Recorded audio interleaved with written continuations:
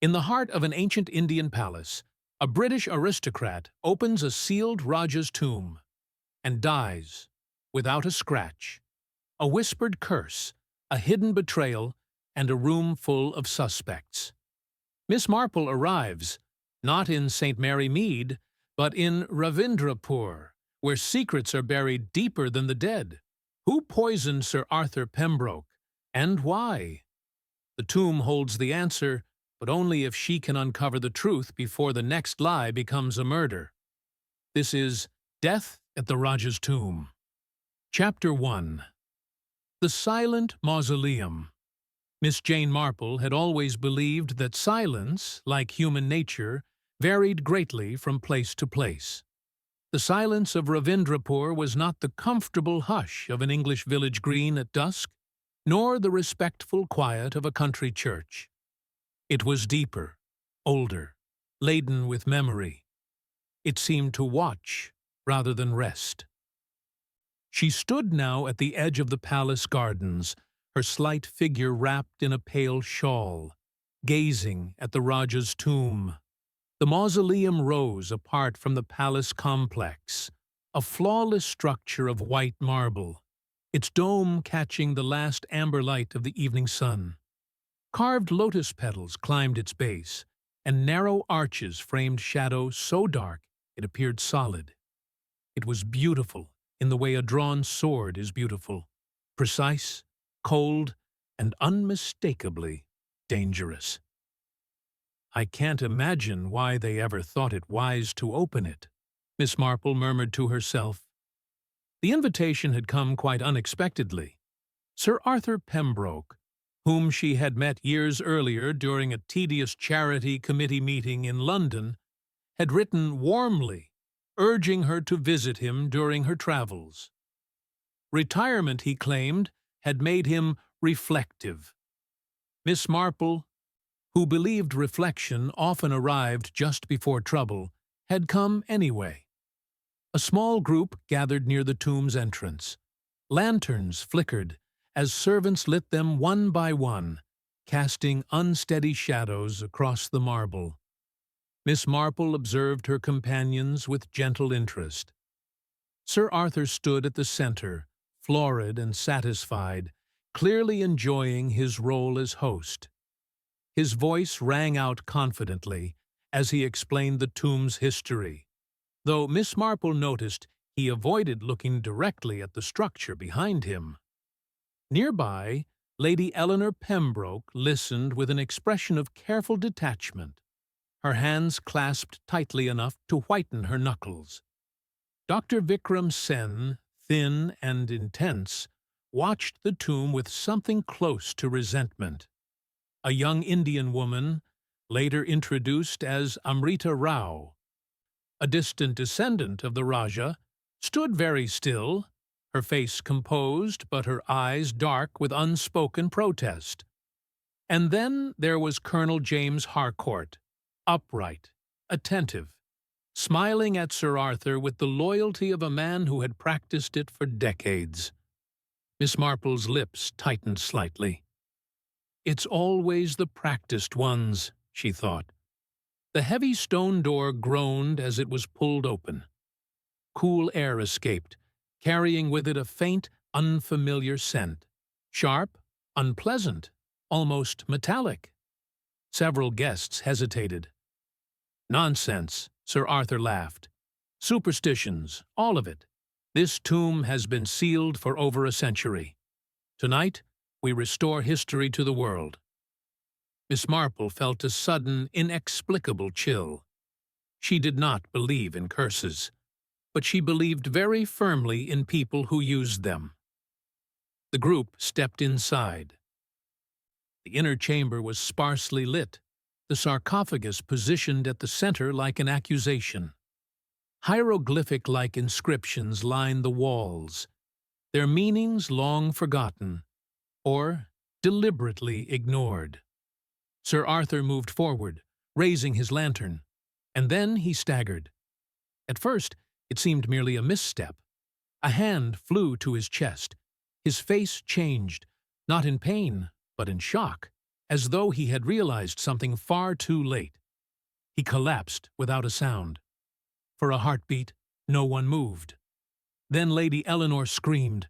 Servants rushed forward, voices clashing in panic. Colonel Harcourt knelt beside the fallen man, calling his name. Dr. Sen stood frozen, lantern trembling in his hand. Miss Marple did not move at all. She watched. She noticed the absence of blood, the unnatural stillness of Sir Arthur's face, and that strange, bitter scent lingering in the air. "Well," she said quietly, almost to herself, "that was not the Rajah's doing at all." No one heard her, but the tomb, silent and immaculate, seemed to listen. Chapter 2. A Circle of Politeness. Morning came to the palace, but it brought no sense of relief. The air still carried the weight of the night before, as though the walls themselves remembered what had happened. Sir Arthur's death had altered everything. Corridors that once echoed with courteous conversation now felt watchful, and every closed door seemed to conceal a thought left unspoken. The guests were gathered on the eastern veranda, where pale sunlight reflected off a motionless lotus pond. Chairs had been arranged with careful precision, yet no one appeared truly at ease. Politeness hung between them like a fragile thread, stretched tight enough to snap at the slightest pull. Miss Marple sat slightly apart, her knitting resting quietly in her lap. She appeared to be absorbed in her stitches, but nothing escaped her notice. She had seen this atmosphere before, after a sudden death, when people tried very hard to behave as though nothing at all had changed. The questioning began gently. There were no raised voices, no accusations, only calm inquiries framed as necessity. A wife spoke of her husband with restraint, her words carefully chosen, her tone composed. She admitted there had been disagreements, of course. There always were. Yet she insisted she had warned him only out of concern, using fear when reason failed. Miss Marple observed how still the woman's hands remained, as though movement itself might betray something inconvenient. A scholar followed, his manner sharp with barely concealed resentment. He spoke of history, of respect for the dead, of professional insults that lingered longer than most wounds. His honesty was unmistakable. Yet Miss Marple knew from long experience that honesty and innocence were not always companions. Then there was the young woman whose family name was bound to the tomb itself. Her voice was quiet, controlled, and heavy with dignity. She did not deny her anger. She did not disguise her grief. And still, something in her calm suggested sorrow rather than revenge. Miss Marple noted it carefully. True hatred, she reflected, rarely bothers with balance. Last came the old soldier. He spoke warmly, almost affectionately, of friendship and loyalty, of years shared and dangers survived. He described himself as a protector, someone who would never have allowed harm to come to an old companion. Miss Marple looked up at him then, her eyes mild but thoughtful. In her experience, the most dangerous people were often those who believed themselves devoted. When the questioning paused, the gathering broke into uneasy fragments. Conversations faltered mid-sentence. Glances lingered a moment too long before slipping away. Every politeness felt deliberate, rehearsed. Miss Marple rose and walked slowly toward the edge of the veranda, looking out over the still water of the pond. Nothing moved on the surface, yet she suspected much was stirring beneath. It reminded her of a village after an unexpected inheritance, everyone insisting on civility, everyone quietly counting what might be gained or lost. She turned her gaze toward the distant mausoleum, sealed once more, standing immaculate and indifferent under the sun. Someone, she felt certain, had already made a mistake, and people who made one mistake, in Miss Marple's experience, rarely stop there. Chapter 3. The Weight of a Curse. By afternoon, the word curse had begun to move through the palace with surprising ease. It slipped into conversations the way superstition always did, casually at first, then with growing conviction. Servants crossed themselves before passing the sealed doors of the mausoleum. One refused outright to carry a tray anywhere near it. Fear, Miss Marple observed, required very little encouragement once it had been invited in. The Rajah's tomb remained closed, its marble exterior gleaming under the sun, untouched and immaculate, as though nothing dreadful had ever occurred within. That, she thought, was precisely why people found it unsettling. A place that looked innocent rarely was. Miss Marple asked, quite politely, if she might see the tomb once more. There was hesitation, then agreement, reluctant and uneasy. Inside, the air was cool and faintly scented, though not with incense, as one might have expected. Miss Marple moved slowly, leaning slightly on her umbrella, her eyes traveling from wall to wall. She was not looking for grand symbols or hidden mechanisms. She had long ago learned that murder seldom required ingenuity, only opportunity and habit. The sarcophagus stood exactly as it had the night before. Nearby, a ceremonial oil lamp rested on a low pedestal. It had been freshly filled, yet the glass chimney bore no trace of soot. Miss Marple paused there, her head tilting ever so slightly. "That's odd," she murmured. "Very tidy."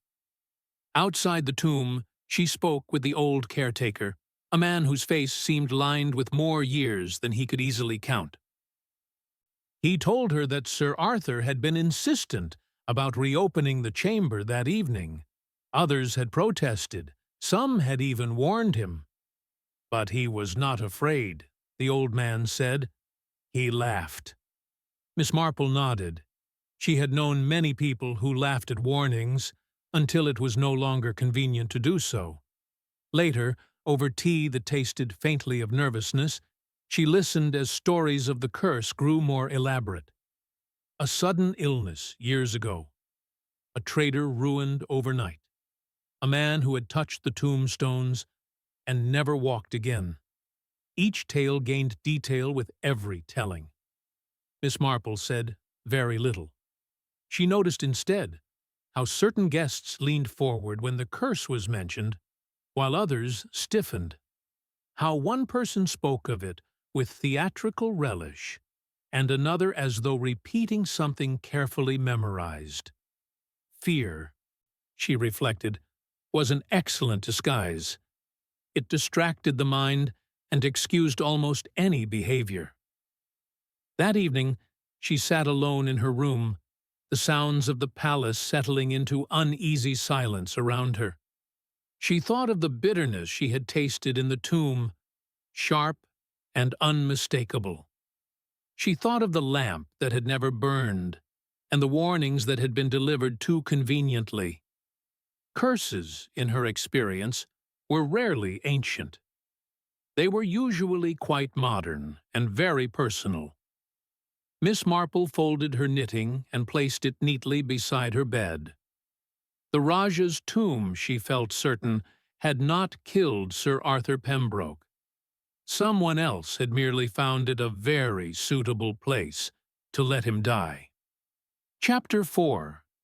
What was touched and what was not. By the fourth day, patience had begun to wear thin. When people first find themselves under suspicion, they behave cautiously. By the fourth day, they grow careless. Miss Marple had waited for this moment with quiet confidence, for it was always then that small habits resurfaced and truths revealed themselves without meaning to. The palace staff resumed their duties as best they could, though nothing felt quite ordinary. Meals were served with excessive care. Cups were cleared the moment they were emptied. Miss Marple noticed everything, especially what was not done. It was during a late afternoon tea that she made her first important discovery. Sir Arthur's personal tray had been preserved, set aside more out of sentiment than instruction. The cup had been washed, but the brandy glass had not. Miss Marple asked about it in the mildest possible tone, the sort that invited honesty rather than caution. It had been refilled once that evening, the servant explained, but not by him. Miss Marple nodded as though this were the most natural thing in the world. She lifted the glass, holding it carefully to the light. There was no smell now, but there was something else.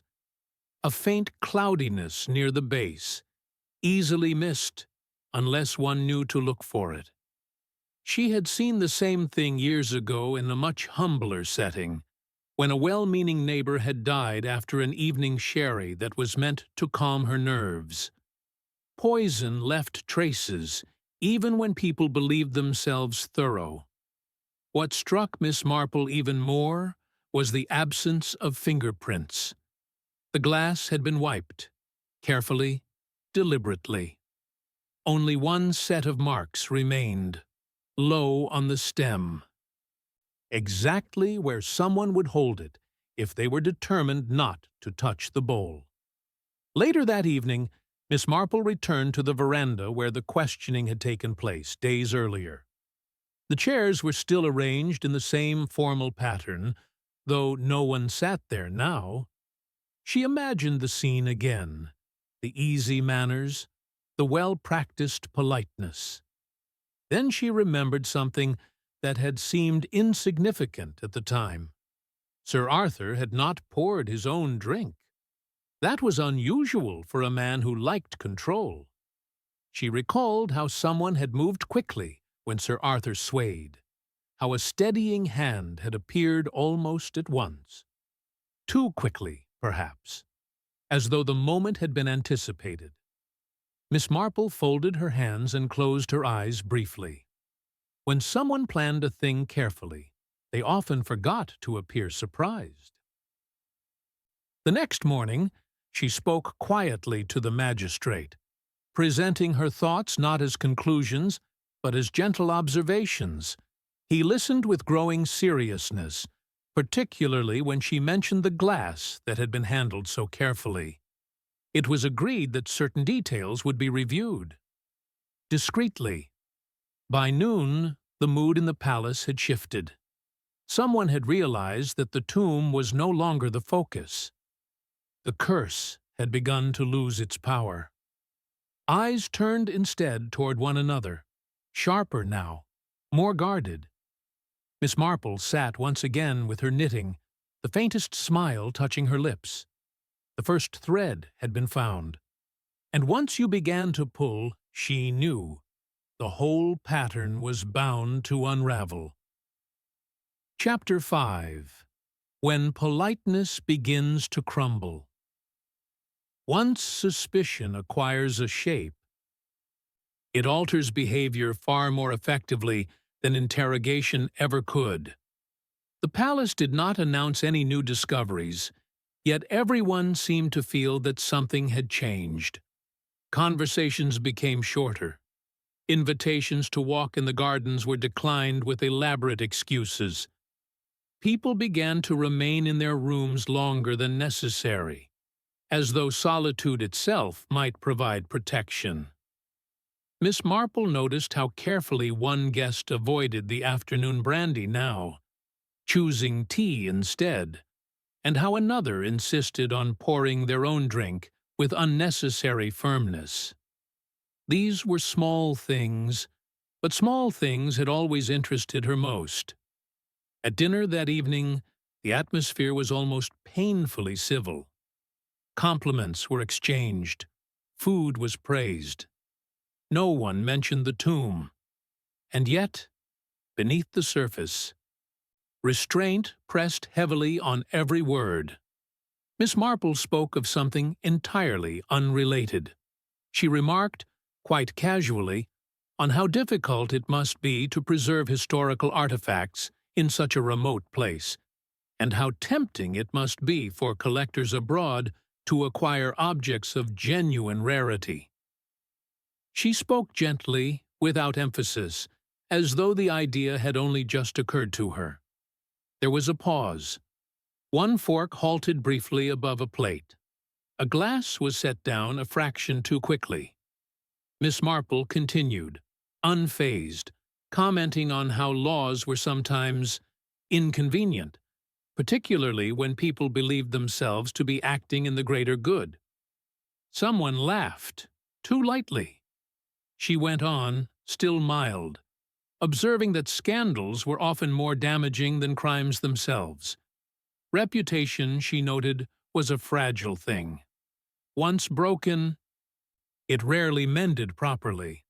The reaction was immediate, though no one spoke. A face lost color. Another turned rigid, and one person stared fixedly at their plate, as though it might offer guidance. Miss Marple sipped her tea. Later, in the cool of the corridor, raised voices carried farther than intended. Words like exposure, ruin, and years of service drifted through a half-open door before being abruptly cut off. Miss Marple did not linger. By morning, the motive had all but announced itself. Sir Arthur had intended to sell something, quietly, profitably, and illegally. Not merely relics, but pieces so significant that their disappearance would have been unmistakable. To some, this was business. To others, it was betrayal. And to one person in particular, it was the end of everything they had spent a lifetime defending.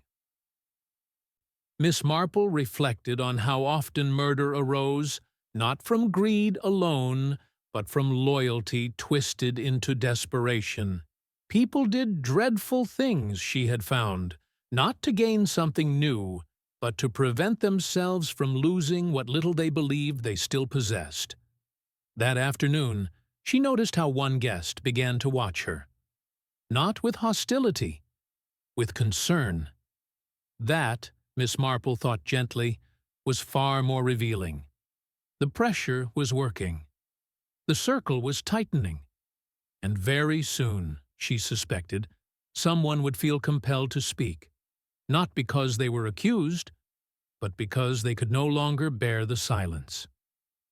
Chapter 6. The Thing That Could No Longer Be Said. There comes a moment in every carefully managed situation when silence becomes unbearable. Miss Marple sensed it before it happened. The palace had grown too quiet, too restrained. People were no longer watching one another openly. Instead, they watched themselves, measuring every word, every gesture, as though the smallest misstep might betray them. She chose the afternoon deliberately. Tea was served in the smaller sitting room, away from the veranda and its too open view. The curtains were drawn just enough to soften the light, and the air carried the faint scent of bergamot and tension. Miss Marple spoke gently, almost conversationally. She mentioned how strange it was that Sir Arthur had collapsed so suddenly, without alarm, without struggle. She remarked that poison often acted swiftly when the dose was prepared in advance, and that such preparation required certainty, certainty of opportunity, and certainty of privacy. No one interrupted her. She continued, still mild. Observing that fear was a remarkably useful tool. It distracted attention, excused unusual behavior, and provided a ready-made explanation that required no proof. Curses, she added softly, were particularly effective. They encouraged people not to look too closely. Someone shifted in their chair. Miss Marple then spoke of loyalty, of the kind that developed over years of shared experience, of mutual protection, of secrets kept for the sake of preserving order. Such loyalty, she noted, often became a burden, and burdens, carried too long, led to desperate decisions. Her voice never rose. She said only that the tomb had been chosen not because it was dangerous, but because it was convenient. A place already heavy with symbolism, already whispered about. A place where a death could be blamed on anything but the living. The room felt suddenly smaller. Miss Marple turned her gaze, not accusing, merely attentive, to the one person who had not spoken at all. She remarked how thoughtful it had been to steady Sir Arthur when he faltered, how considerate to ensure his glass was never empty, how natural it was for old habits to persist even in moments of crisis. For a long moment, nothing happened. Then came a sound, not a confession, but a breath released too quickly. Words followed at last, uneven at first, then steadier. Not denial. Explanation. It had not been anger, the voice said. It had been necessity. A terrible, unavoidable necessity. The scandal would have destroyed everything. Careers, reputations, years of service that had meant something once. Sir Arthur would not listen. He never did. Miss Marple listened without interruption. When the words ended, she nodded slightly. "That," she said very quietly, "is how people convince themselves they are being kind." The silence that followed was different from before. It was no longer strained, but resigned. The truth had entered the room, and there was no longer any need to pretend otherwise. Outside, the palace clock struck the hour. Miss Marple folded her hands. There remained only one thing left to do. Chapter 7. What Remains. After. The formalities were conducted with discretion. There were no raised voices, no dramatic gestures, no public reckoning. The magistrate listened, asked a few careful questions, and then nodded once, as though the truth had merely confirmed what he already suspected. Arrangements were made quietly. Doors were closed. Servants were instructed with gentleness rather than urgency. By evening, the palace seemed to exhale. Sir Arthur Pembroke's death was no longer discussed in whispers, but in the measured tones reserved for things that could not be undone. Responsibility had found its place, and with it came an unexpected calm. The strain that had tightened every conversation now loosened, leaving behind fatigue rather than fear. The Rajah's tomb was sealed again, this time without ceremony. No speeches were made, no explanations offered. The marble stood white and untroubled beneath the sky, unchanged by the drama that had briefly touched it. Miss Marple thought there was something fitting in that. Places, like people, were rarely as important as those who used them. She took a final walk through the gardens the following morning. The lotus pond stirred at last, its surface broken by a soft breeze. Life, it seemed, had resumed its ordinary course with remarkable efficiency. Someone thanked her, awkwardly, with a mixture of gratitude and embarrassment. Miss Marple waved it away. "These things sort themselves out," she said mildly. "People simply help them along." Before her departure, she paused once more at the edge of the palace grounds and looked back toward the distant dome of the tomb. It no longer felt watchful, only empty. Murder, she reflected, was seldom about hatred alone. More often it arose from pride, fear, and the curious belief that one had the right to decide another person's fate. Such thoughts were not confined to any country or culture.